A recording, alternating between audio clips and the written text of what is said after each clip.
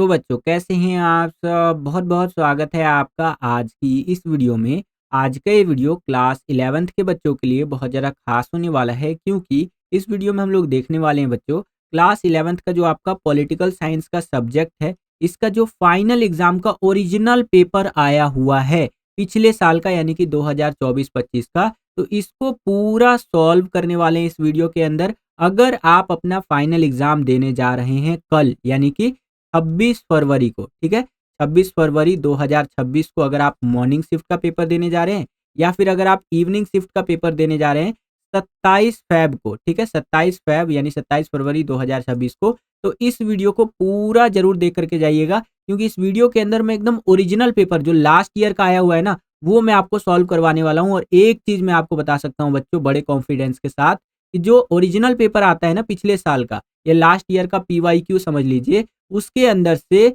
Minimum 3 question तो ऐसे होते हैं जो सेम टू सेम आ जाते हैं। ठीक है, 3 क्वेश्चन मिनिमम, या ज़्यादा से ज़्यादा 5 क्वेश्चन आ सकते हैं। तो ये मान के चलिए अगर 3 क्वेश्चन भी सेम आ जाता है तो भैया 10-15 नंबर तो आपके ऐसे ही बन गए। समझ रहे हैं आप? तो वीडियो को पूरा देख करके जाइएगा, क्योंकि बहुत इंपॉर्टेंट होने वाला है ये वीडियो आप सभी बच्चों के लिए। ऐसी वीडियोस मैं लास्ट टाइम के लिए बचा करके रखता हूँ।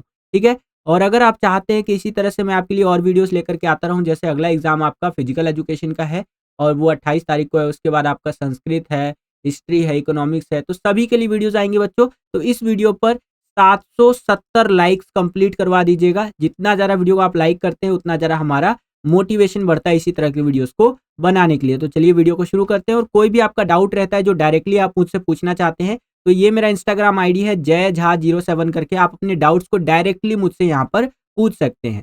ठीक है बच्चों, तो चलिए वीडियो को शुरू करते हैं और एक एक करके क्वेश्चंस को समझते हैं। चलिए हम लोग आ गए हैं सेक्शन ए के अंदर। यहाँ पर पहला क्वेश्चन था, संविधान सभा के अध्यक्ष कौन थे? तो संविधान सभा के जो अध्यक्ष थे बच्चों वो डॉक्टर राजेंद्र प्रसाद जी थे। ठीक है, तो बी वाला ऑप्शन आपका करेक्ट हो जाएगा, बताया हुआ क्वेश्चन है। ठीक है, अगला, भारतीय संविधान में अवशिष्ट शक्तियों का प्रावधान किस देश के संविधान से प्रभावित होकर लिया गया है? तो ये कनाडा। ठीक है, आपका डी वाला ऑप्शन करेक्ट हो जाएगा, यहाँ से लिया गया है। क्लियर है बच्चों? अगला यहाँ पर क्वेश्चन देखिए, ये है हमारा कि संसद से संबंधित निम्नलिखित शब्दों को उनके विवरण से मिलाइए। ठीक है, तो संसद से संबंधित ये चीजें हैं और इन्हें हमें मिलाना है। ठीक है, तो चलिए एक एक करके यहाँ पर देख लेते हैं कि कैसे आपको मिलाना था।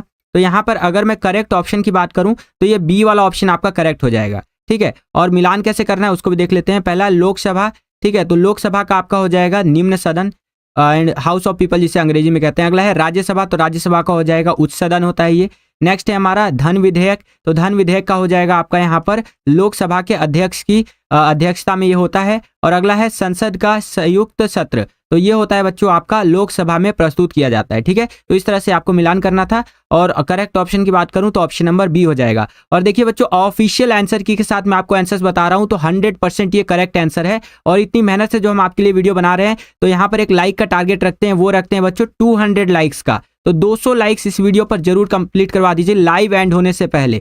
ठीक है, लाइव एंड होने से पहले करवा दीजिए। और ओवरऑल लाइक का टारगेट रखते हैं 1007 लाइक्स का। जी हाँ बच्चों, 1007 लाइक्स का हमारा ओवरऑल टारगेट है। और ये लाइव एंड होने से पहले 200 लाइक्स को कंप्लीट करवा दीजिएगा। ठीक है, चलिए चौथा क्वेश्चन देखिए क्या है कि भारतीय परिप्रेक्ष्य में धर्मनिरपेक्षता का क्या अर्थ है? तो कई बार मैंने आपको धर्मनिरपेक्षता के बारे में बता रखा था बच्चों कि राज्य के द्वारा सभी धर्मों के साथ समान आदर और व्यवहार करना, यही धर्मनिरपेक्षता होता है बच्चों। क्लियर है? चलिए आगे चलते हैं। अगला क्वेश्चन देखिए, यहाँ पर पांचवा क्वेश्चन क्या है बच्चों, यहाँ पर बेसिकली हमें कथन और कारण दे दिया है। तो कथन क्या कह रहा है, 74वां संविधान संशोधन शहरी स्थानीय शासन को मजबूत करने के लिए किया गया था। ठीक है जी, और यहाँ पर आपका ये कथन नंबर 2 क्या कह रहा है? ठीक है, मतलब 2 कथन दिए हैं बेसिकली। तो कथन नंबर 2 कह रहा है कि 74वें संविधान संशोधन के द्वारा ग्रामीण स्तर पर ग्राम सभा की स्थापना की गई। ठीक है, तो ये सेकंड वाला गलत है, यहाँ पर इस तरह से ऐसा कुछ नहीं हुआ था, फर्स्ट वाला सही है। लेकिन तो सी ऑप्शन करेक्ट हो जाएगा कि कथन 1 सही है, परंतु कथन 2 जो है ये गलत है बच्चों। क्लियर है? और 73 बच्चे वॉचिंग पर है, लाइक की संख्या है यहाँ पर केवल 12, तो लाइक की संख्या बढ़ाइए 200 लाइक्स। ठीक है बच्चों, 200 लाइक्स करवा दीजिए। ओके, मैं आपको ऑफिशियल आंसर की के साथ बता रहा हूं लाइव एंड होने से पहले।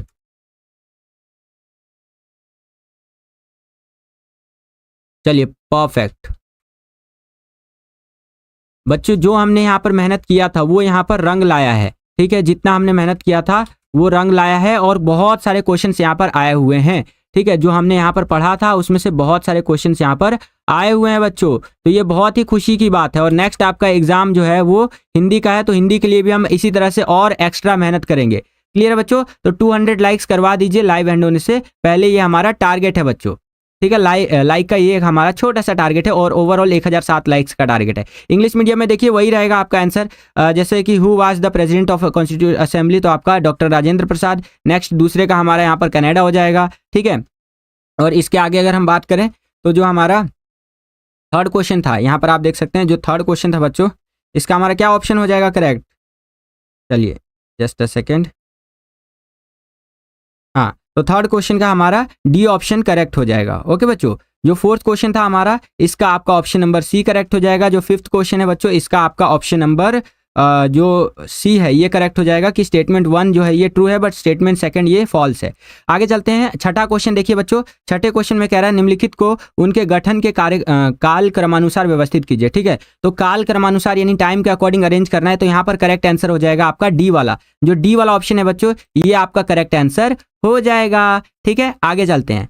यहाँ पर सातवां क्वेश्चन देखिए, गलत जोड़े को पहचान कर लिखिए। जो गलत जोड़ा है इसमें से उसको हमें पहचान करके लिखना है, तो वो हो जाएगा हमारा ऑप्शन नंबर बी कि राष्ट्रपति राज्यसभा की अध्यक्षता करते हैं। मैंने आपको बताया था, ठीक है, कि ये राष्ट्रपति जो होते हैं वो इसकी अध्यक्षता नहीं करते हैं, तो यहाँ पर आपका ये करेक्ट आंसर हो जाएगा।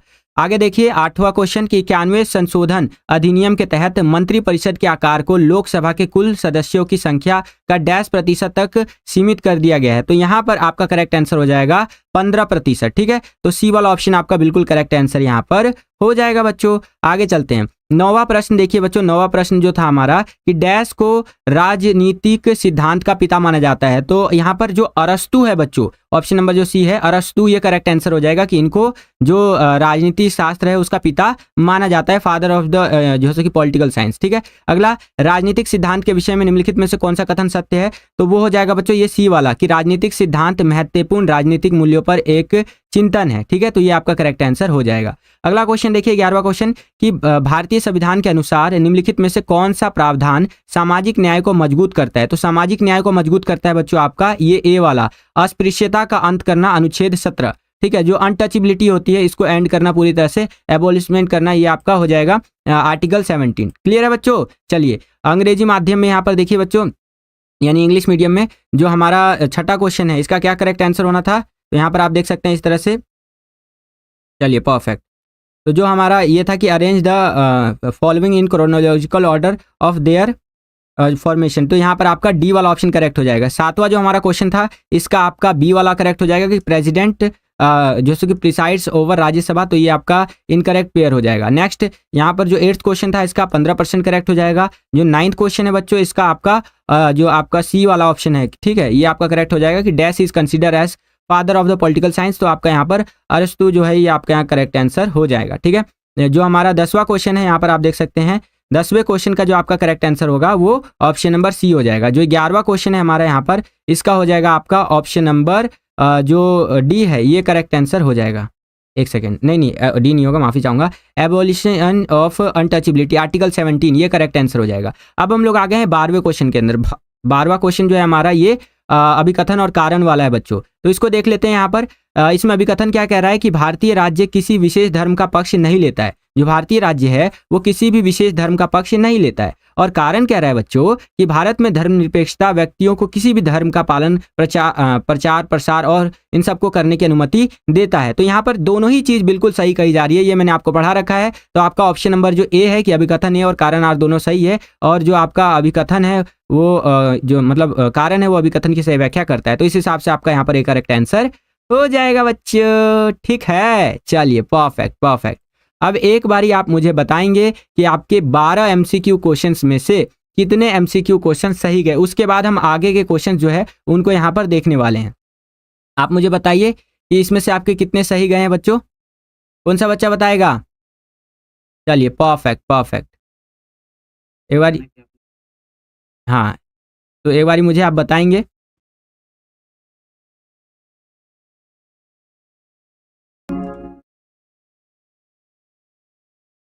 चलिए चलिए परफेक्ट। तो 12 MCQ क्वेश्चंस में से कितने सही गए। उसके बाद हम आगे के क्वेश्चंस को देखेंगे बच्चों, जो हमारे अगले क्वेश्चंस है ना, ठीक है, यानी जो थ्योरी वाले क्वेश्चंस है उनको देखेंगे। ये हमारे MCQ क्वेश्चंस यहाँ से खत्म हो जाते हैं, ठीक है बच्चों। यहाँ से हमारे MCQ वाले क्वेश्चन क्या होते हैं, वो खत्म हो जाते हैं। चलिए परफेक्ट। अब मुझे 1 मिनट का समय देते चलिए, मैं आपके लिए साथ ही साथ चीज़ें कर लेता हूँ, जब तक आप मुझे बताएंगे कि यहाँ पर आपका कितने नंबर आपके आने चाहिए, ठीक है। चलिए परफेक्ट परफेक्ट। और उसके आगे अगर हम चले तो कुछ और चीज़ें भी है, उनको भी देखेंगे बच्चों। जो आगे के आंसर्स है वो बिल्कुल मैं ऑफिशियल आंसर की के साथ आपको दिखाने वाला हूँ। मुझे 1 मिनट का समय दीजिए, बस एक चीज़ में छोटा सा एक सेटिंग कर लेता हूँ, जिससे कि आगे के आंसर्स आपको क्लियरली विजिबल हो पाए बच्चों, ठीक है। मुझे 1 मिनट का बस यहाँ पर समय दीजिए, जब तक आप बता सकते हैं कि सर मेरा पेपर ईजी गया या फिर मॉडरेट गया या फिर टफ गया, ठीक है। जैसा भी आपका पेपर गया है आप मुझे यहाँ पर बता सकते हैं, ठीक है बच्चों। बाकी आगे के क्वेश्चन के आंसर मैं आपको एक बार दिखा देता हूँ। चलिए परफेक्ट। तो यहाँ पर एक एक करके आगे के जो हमारे आंसर्स हैं उनको देख लेंगे हम लोग बच्चों। Just a second. ओके, तो ये PDF ओपन हो रहा है हमारा, ठीक है। तो PDF हमारा ओपन हो चुका है, आई थिंक आपको क्लियरली विजिबल होगा PDF भी। अब यहाँ पर देखिए क्या बोल रहा था हमें कि भारत की पंचायती राज व्यवस्था का संक्षिप्त विवरण दीजिए। जो भारत की पंचायती राज व्यवस्था है बच्चों, इसके बारे में हमें संक्षिप्त में बताना था, ठीक है। तो अगर हम बात करें संक्षिप्त में बताने की, तो आप इस तरह से लिख सकते हैं कि ग्राम पंचायत देखने को मिलता है, पंचायती समिति देखने को मिलती है, जिला परिषद देखने को मिलता है, ठीक है। तो स्वर्णम, इस तरह से हमें चीज़ें यहाँ पर देखने को मिलती है बच्चों। क्लियर है। नेक्स्ट क्वेश्चन यहाँ पर हम देखेंगे एक बारी। जो हमारा अगला प्रश्न है यहाँ पर क्या पूछ रहा है कि भारतीय संविधान में नागरिकों के किन्हीं 2 मौलिक कर्तव्यों को लिखिए। तो भारतीय संविधान के अंदर अगर हम बात करें मौलिक कर्तव्यों की, तो लिखा जा सकता है भारतीय संविधान का पालन करना और राष्ट्रीय ध्वज का सम्मान करना, जो हमारा नेशनल फ्लैग है उसका सम्मान करना, और यहाँ पर जो भारतीय संविधान है इसका पालन करना। क्लियर है बच्चों, ये आप लिख सकते हैं। आगे चलते हैं, अगला क्वेश्चन है हमारा कि अस्पृश्यता क्या होती है, भारत के संविधान में इसे कैसे रोकने के लिए क्या प्रावधान है, ठीक है। तो अस्पृश्यता जिसे हम जैसे कि अनटचेबिलिटी कहते हैं, जिसके अंदर छुआछूत से संबंधित चीज़ें हमें देखने को मिलती है, और भारत के संविधान में इसे रोकने का प्रावधान दिया गया है अनुच्छेद 17 के अंदर, संक्षिप्त में बताया गया है, यानी कि आर्टिकल 17 जो है इसके अंदर क्लियरली बताया गया। अभी हमने ऊपर के क्वेश्चंस किए तो वहां पर भी आपको आइडिया लगा ही था बच्चों। नेक्स्ट क्वेश्चन देखिए क्या है कि राजनीतिक सिद्धांत के मुख्य उद्देश्य क्या है, किन्हीं 2 को स्पष्ट कीजिए। तो राजनीतिक सिद्धांत के उद्देश्यों की बात करें तो समाज और शासन के विभिन्न पहलुओं का अध्ययन करना, ठीक है। और इस तरह से आप यहाँ पर कोई अन्य भी लिख सकते हैं, ठीक है। ये हिंट के लिए यहाँ पर आंसर की में बताया जाता है। अगला है भारतीय संघवाद और अमेरिकी संघवाद में कोई 2 अंतर लिखिए। तो बहुत आसान है, हमने कई बार डिस्कस किया था। भारतीय जो है उस संघवाद की बात करें तो यहाँ अर्ध संघीय है, और अमेरिका जो है पूर्ण संघीय है। भारत में केंद्र सरकार को अधिक शक्तियाँ दी गई हैं, ठीक है। और वहाँ पर आप देखेंगे अमेरिका में ऐसा नहीं है, वहाँ पर मतलब भारत के अंदर और उसके अमेरिका के संघवाद में अंदर ये मतलब ये सारी डिफरेंस हमें देखने को मिलता है। नेक्स्ट हमारा है जनहित याचिका PIL ने किस प्रकार भारतीय लोकतंत्र को मजबूत किया है, एक उदाहरण सहित समझाइए, ठीक है। तो ये इस प्रकार से होगा कि जनहित याचिका ने कानून की मदद से त्वरित सामाजिक न्याय की रक्षा कर उसे विस्तारित किया है। ये उदाहरण के साथ आप इस तरह से आंसर लिख सकते हैं। क्लियर है बच्चों, आपको समझ में आ रहा है। तो ये ऑफिशियल आंसर है बच्चों, जो मैं आपको यहाँ पर अब दिखा रहा हूँ, ये बिल्कुल ऑफिशियल आंसर है। इस प्रकार से आपको आंसर लिखते हुए चलना था, ठीक है।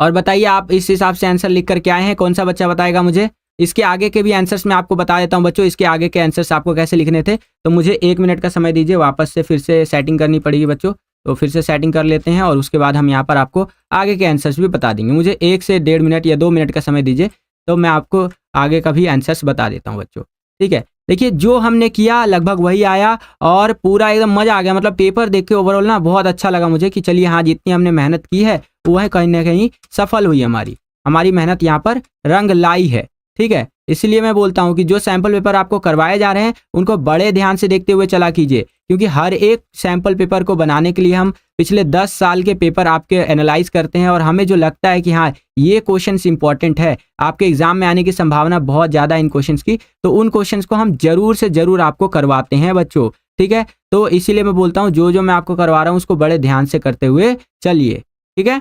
चलिए जस्ट अ सेकेंड। आगे के यहाँ पर देखिए सेक्शन वाइज लेकर के चलूँगा। हमारे 2 सेक्शन कंप्लीट हो गए हैं। अब हम कहाँ से कहाँ आएँगे बच्चों? तो हम लोग आएँगे अब अपने अगले सेक्शन में, जो हमारा सेक्शन सी रहने वाला है यहाँ पर, ठीक है? तो लगे हाथ उसको भी हम लोग यहाँ पर देखेंगे बच्चों, ठीक है? चलिए, परफेक्ट, परफेक्ट। आगे मैं एक बारी ना आगे के आंसर्स आपके लिए ला देता हूँ। मुझे 1 मिनट का समय दीजिए। बाकी आप बता सकते हैं जब तक चैट सेक्शन में कि कैसा आपका पेपर गया हुआ है बच्चों। क्या कितना मेहनत किया आपने, कैसा पेपर गया, सारी चीज़ें आप बता सकते हैं वहाँ पर, ठीक है? और मुझे पक्का भरोसा है कि आपका पेपर अच्छा ही गया होगा, क्योंकि देखिए अगर हम बात करें पेपर की, तो पेपर आपका उतना भी टफ नहीं था बच्चों, उतना भी टफ आपका पेपर नहीं था, ठीक है? चलिए, और मुझे 1 मिनट दीजिए जब तक मैं आगे के क्वेश्चंस आपके यहाँ पर आपके लिए प्रस्तुत कर देता हूँ, ठीक है? Just a second. ये यहाँ तक हो गया हमारा। चलिए, परफेक्ट।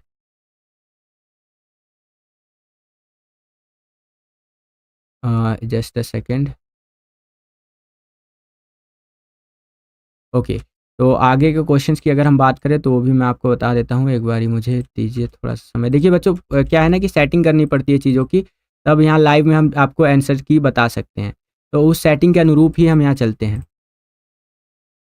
ठीक है? ताकि आपको सारी चीज़ें ईज़िली बताई जा सके। वैसे मैंने जितने भी आंसर्स बताए हैं बिल्कुल ऑफिशियल आंसर की के आंसर्स है, तो एक भी आंसर को यहाँ हल्के में मत लीजिएगा, सभी को बड़े ध्यान से यहाँ पर समझते हुए चलिएगा, जो भी आंसर्स यहाँ पर आपको बताए गए हैं। ठीक है बच्चों? ये बाकी मैं कुछ और जब तक आपको एक काम करता हूँ, कुछ और आंसर्स आपको मैं बता ही देता हूँ। ठीक है? ताकि आप जो है वो ईज़िली समझ पाएँ। चलिए, हाँ, तो ये ओपन हो रहा है हमारा पीडीएफ, 1 सेकंड। और ये हमारा पीडीएफ हो गया ओपन। हो गया? हो जा, हो जा, हो जा। हाँ, तो ये हमारा ओपन हो गया बच्चों। यहाँ पर आप देख सकते हैं कितने बच्चे वॉचिंग पर है अभी भी। अभी भी यहाँ पर लगभग 41 बच्चे वॉचिंग पर है। ठीक है? चलिए, तो यहाँ पर आप देख सकते हैं अगला हमारा सेक्शन सी आ जाता है, और सेक्शन सी में आप देखेंगे तो यहाँ पर आप देख सकते हैं इस तरह से आपके क्वेश्चंस है। ये आप अपनी स्क्रीन पर देख सकते हैं। एंड आंसर मैं आपको दिखा देता हूँ। देखिए, भारत भारत में धर्मनिरपेक्षता के सामने कई चुनौतियाँ, किन्हीं 4 को लिखिए। तो धर्मनिरपेक्षता की बात करें तो यहाँ पर सांप्रदायिकता की, ठीक है? सांप्रदायिक दंगे, धार्मिक ध्रुवीकरण आदि, राजनीति का धर्म के साथ जुड़ाव, धार्मिक असहिष्णुता, अल्पसंख्यकों का संरक्षण, ठीक है? इस तरह से आप लिख सकते हैं। अगला था कि स्वतंत्रता का क्या अर्थ है? स्वतंत्रता क्यों महत्वपूर्ण है? तो स्वतंत्रता का अर्थ अगर हम बात करें तो किसी व्यक्ति की गतिविधि पर बाहरी बाधाओं या प्रतिबंधों की अनुपस्थिति। इसका तात्पर्य स्वतंत्र रूप से निर्णय लेने और चुनाव करने की क्षमता से है। ठीक है? स्वतंत्रता का महत्व है व्यक्तिगत विकास होना, लोकतांत्रिक भागीदारी बढ़ना। ठीक है? ये आप लिख सकते हैं। अगला क्वेश्चन है हमारे यहाँ पर कि स्वतंत्रता के विभिन्न आयाम क्या है? इन्हीं 2 को उदाहरण के साथ समझाइए। तो विभिन्न आयामों की बात करें तो आप लिख सकते हैं विचार और अभिव्यक्ति की स्वतंत्रता होना, ठीक है? जिसके अंदर व्यक्तियों को स्वतंत्र रूप से सोचने और अपनी राय व्यक्त करने की स्वतंत्रता होना, लोगों को देश के भीतर या विदेश में बिना किसी प्रतिबंध के स्वतंत्र रूप से यात्रा करने की अधिकार होना, ठीक है? अगला संगठन की स्वतंत्रता होना, धर्म की स्वतंत्रता होना, इस तरह से आर्थिक स्वतंत्रता होना। ये सारी चीज़ें आप यहाँ पर लिख सकते थे बच्चों। क्लियर है बच्चों? देखिए, पेपर की अगर मैं वापस से बोल रहा हूँ, पेपर की अगर मैं बात करूँ तो उतना टफ पेपर नहीं था, जितना हमने सोचा था कि भैया इतना टफ पेपर आ जाएगा। तो उतना टफ आपका पेपर नहीं था बच्चों। ओवरऑल पेपर मुझे लगता है हर बच्चे का ठीक जाना चाहिए, क्योंकि पेपर लगभग ठीक-ठाक था, तो जाना भी चाहिए सही सा, है ना? तो ये चीज़ मैं यहाँ मान के चल रहा हूँ। आप बाकी मुझे बताएँगे चैट सेक्शन में या कमेंट सेक्शन में कह लीजिए कि कैसा गया आपका पेपर, ठीक है? आप बाकी मुझे बता सकते हैं कि पेपर हुआ कैसा आपका? जिससे कि मुझे भी तो आइडिया लगे कि हाँ, बच्चों का पेपर इस तरह से हुआ है कि नहीं? चलिए, परफेक्ट। साइड बाय साइड मैं आपके लिए आंसर की भी लाता रहूँगा। आप मुझे जो है 1 मिनट का समय भी देते रहिए, क्योंकि देखिए बीच-बीच में कुछ-कुछ सेटिंग करनी पड़ती है। अगर आप फ़ास्ट फॉरवर्ड करके देखना चाहें तो फ़ास्ट फॉरवर्ड करके भी देख सकते हैं। बाकी मैं जितना ज़्यादा आपको करवा पा रहा हूँ उतना ज़्यादा मैं आपको करवा दे रहा हूँ। ठीक है बच्चों? ये चीज़ें आप लिख सकते हैं इस तरह से। जो मैं बता रहा हूँ ये अगेन ये सारे ऑफ़िशियल आंसर्स हैं, ठीक है? इसमें कुछ भी जो है ये नहीं है कि हाँ यहाँ पर मैं अपनी तरफ से लिख के बता रहा हूँ। ऑफ़िशियल जो आंसर्स आए हुए हैं उसी हिसाब से मैं आपको आंसर्स यहाँ पर बता रहा हूँ बच्चों। क्लियर है? चलिए परफेक्ट। आगे चलते हैं, कुछ और हमारे जो आंसर्स हैं उनको भी देख लेते हैं। ठीक है? ओके। तो कुछ और आंसर्स को हम देखें अगर, तो आप कैसे देखेंगे वो भी देख लेते हैं यहाँ पर। हाँ, तो हमारे कुछ और आंसर्स जो कि आपके सामने स्क्रीन पर दिख रहे होंगे इस तरह से, ये आप देख सकते हैं। जैसे 21वां हमारा क्वेश्चन है कि संसदीय कार्यपालिका और अध्यक्षतात्मक कार्यपालिका में 2 अंतर स्पष्ट कीजिए। तो आंसर इस तरह से लिखना था आपको, यहाँ पर आप देख सकते हैं संसदीय कार्यपालिका और अध्यक्षतात्मक कार्यपालिका के बीच में अंतर, जो कि कुछ इस प्रकार से है। क्या है इसकी परिभाषा? संसदीय कार्यपालिका कार्यपालिका विधायिका के प्रति उत्तरदायी होता है और अध्यात्मक कार्यपालिका जो होता है वो यहाँ पर विधायिका से स्वतंत्र होता है। इस कार्यपालिका विधायिका स्वतंत्र होता है, सीधे जनता द्वारा ये चुनी जाती है। प्रमुख नेतृत्व की बात करें, संसदीय कार्यपालिका के अंदर प्रधानमंत्री सरकार का प्रमुख होता है, जबकि राष्ट्रपति औपचारिक प्रमुख होता है। ठीक है? आगे बताया गया है कि अध्यक्षात्मक कार्यपालिका राष्ट्रपति ही राज्य और सरकार दोनों का प्रमुख होता है। चुनाव प्रक्रिया काल शक्ति का यहाँ पर वितरण आदि हमें देखने को मिलता है। ठीक है? बाकी आप यहाँ पर देख सकते हैं इस तरह से। अगला क्वेश्चन हमारा नौकरशाही से संबंधित था, मैंने आपको बताया भी था स्थायी नौकरशाही के बारे में कि स्थायी नौकरशाही का अर्थ एवं इसकी 2 विशेषताएं लिखिए। तो आंसर इस तरह से लिखना था आपको। स्थायी नौकरशाही का अर्थ क्या होता है जी? तो स्थायी नौकरशाही का तात्पर्य सरकार के उन प्रशासनिक अधिकारियों से है जो अपने कार्यकाल के दौरान राजनीतिक बदलाव से प्रभावित नहीं होते हैं। ठीक है? ये अधिकारी सार्वजनिक सेवाओं को निष्पक्ष और निरंतर मतलब निरंतरता प्रदान करने के लिए कार्य करते हैं। ठीक है? और इनकी निश्चित सेवा अवधि होती है। ठीक है? अगर विशेषताओं की बात करें, जस्ट अ सेकेंड। हाँ, तो इनकी विशेषताओं की बात करें तो आप लिख सकते हैं राजनीतिक तटस्थता। ठीक है? ये हमें देखने को मिलती है इसके अंदर। पेशेवर दक्षता, प्रोफेशनल कॉम्पिटेंसी, ठीक है? गोपनीयता, कानून का पालन, उत्तरदायित्व, ये सारी चीज़ें हमें इसके अंदर देखने को मिलती हैं बच्चों। क्लियर है? चलिए परफेक्ट, परफेक्ट। ओके, तो ये यहाँ तक के आंसर्स हो गए आपके, और इसके बाद हमारा 22वां क्वेश्चन रह गया, उसको भी मैं आपको दिखा देता हूँ एक बारी। मुझे अगेन वही मैं बोलना चाहूँगा, मुझे बीच-बीच में थोड़ा-थोड़ा सा टाइम देते रहिए ताकि मैं आपके लिए चीज़ों को सही से सेटअप कर सकूँ और उस हिसाब से आपको चीज़ें समझा सकूँ। क्योंकि चीज़ों की नीड पड़ जाती है बीच-बीच में ना, थोड़ा-सा ज़रूरत पड़ ही जाता है। ओके बच्चों? Just a second.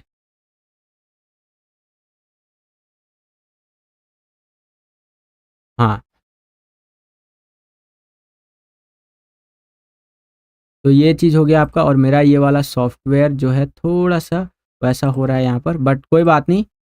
हम यहाँ पर आंसर्स को ज़रूर देखेंगे बच्चों। जो आंसर्स है आपके, मैं आपको पूरे आंसर्स बताऊँगा।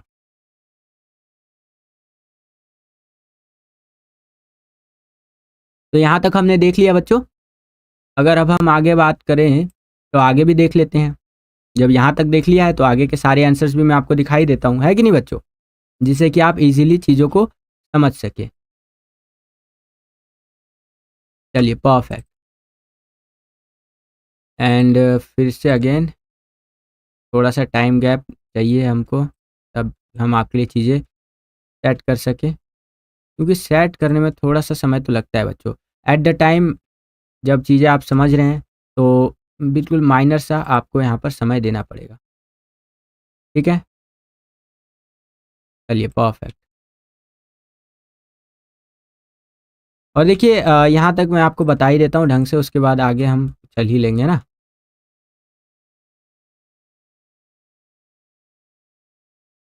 चलिए परफेक्ट, परफेक्ट। तो इसके आगे का भी क्वेश्चन जो है उसका आंसर समझ लीजिए एक बारी।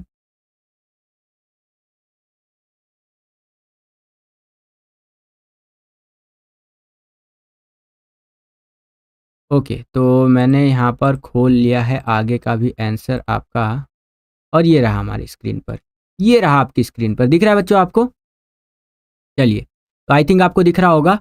यहाँ पर हमारा क्वेश्चन क्या है कि भारत में सामाजिक न्याय प्राप्त करने में कौन सी चुनौतियां हैं, किन्हीं 4 बिंदुओं का उल्लेख कीजिए। ठीक है, तो भारत के अंदर सामाजिक न्याय प्राप्त करने की चुनौतियां इस प्रकार से, पहला जाति आधारित भेदभाव हमें देखने को मिलता है। कई जगह हमें जाति के आधार पर भेदभाव वगैरह ये सारी चीज़ें देखने को मिलती है। और क्या आप लिख सकते हैं बच्चों, तो और आप यहाँ पर लिख सकते हैं जैसे कि गरीबी और असमानता में देखने को मिलती है।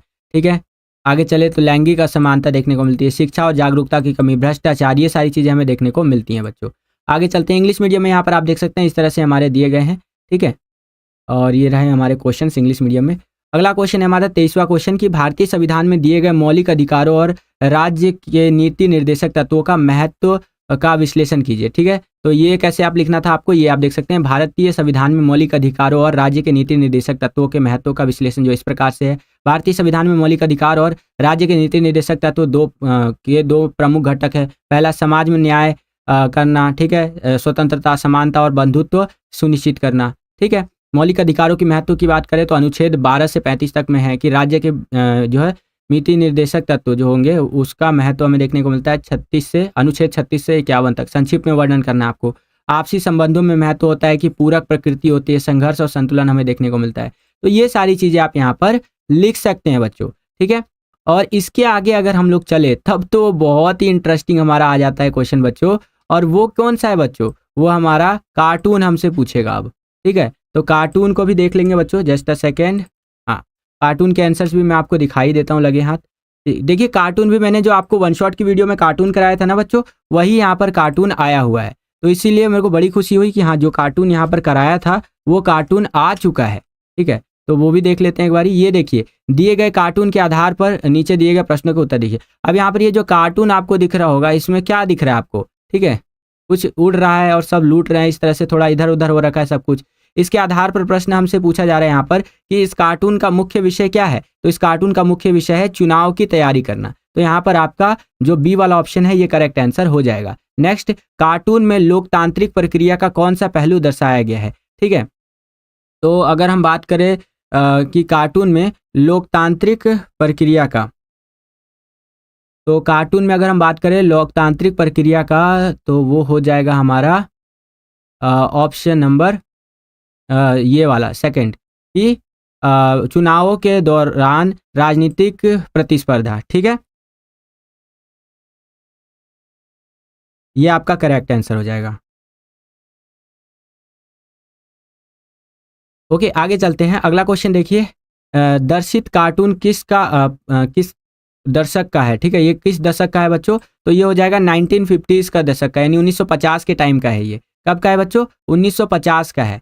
ठीक है, अगला है हमारा कि एक सेकेंड, ये इंग्लिश मीडियम में आप यहाँ देख लीजिए, इस तरह से रहेगा हमारा। ठीक है, इस तरह से हमारे क्वेश्चन रहेंगे। और फोर्थ क्वेश्चन है कि कार्टून का संबंध डैश से है। तो कार्टून का संबंध हमारा हो जाएगा बच्चों द्वितीय आम चुनाव से है। ठीक है, तो यहाँ पर हमारा द्वितीय आम चुनाव करेक्ट आंसर हो जाएगा। क्लियर है बच्चों। अब इसके आगे अगर हम चले तो हमारा मैप आ जाता है।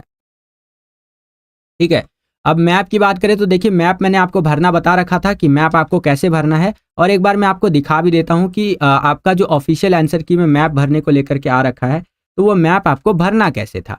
बहुत आसान था बच्चों, और मैंने जैसे बता रखा था आपको उसी हिसाब से आपको मैप भरना था बच्चों, जो कि आपके लिए बहुत ज़्यादा ये फायदेमंद होता। अगर आप ऐसे भर के आए होंगे तो आपको ईजिली यहाँ पर जो मार्क्स है वो मिले होंगे। ठीक है, मैं एक बार आपको दिखा देता हूँ। ये देखिए मैप के आंसर्स है। पहला क्वेश्चन था मैप से रिलेटेड हमारा, एक बार देख लेते हैं। ठीक है, कि वह राज्य जहां सबसे पहले गैर कांग्रेस की सरकार बनी। ठीक है, तो वो कौन सा राज्य है बच्चों, वो केरल है। तो डी ऑप्शन करेक्ट हो जाएगा। आप मैप में मैच कर सकते हैं। अगला, भाषा के आधार पर बनने वाला देश का पहला राज्य। तो भाषा के आधार पर कौन सा बना था, सी यानी आंध्र प्रदेश। ये मैप में ये लोकेशंस ऐसे यहाँ लोकेट किए गए हैं, ABCD ऐसे करके। ठीक है ना। अगला, 15 नवंबर 2000 को बिहार से अलग होकर बनने वाला राज्य। तो बिहार से अलग होकर कौन सा बना था, झारखंड बनाया गया था ईयर 2000 में। ठीक है, नेक्स्ट, राज्य जहां द्विसदनीय व्यवस्था है। ठीक है, तो यहाँ पर देखिए राज्य जहां द्विसदनीय व्यवस्था है, तो ये रहा आपका यूपी हो जाएगा बच्चों। ठीक है, ये देख रहे हैं आप यहाँ पर यूपी आपका करेक्ट आंसर हो जाएगा, उत्तर प्रदेश। तो इस तरह से आपको मैप वाले क्वेश्चन को करना था। इसके आगे अगर हम चले तो यहाँ पर आप देखेंगे ये आपका इस तरह से गद्यांश के ऊपर क्वेश्चन है।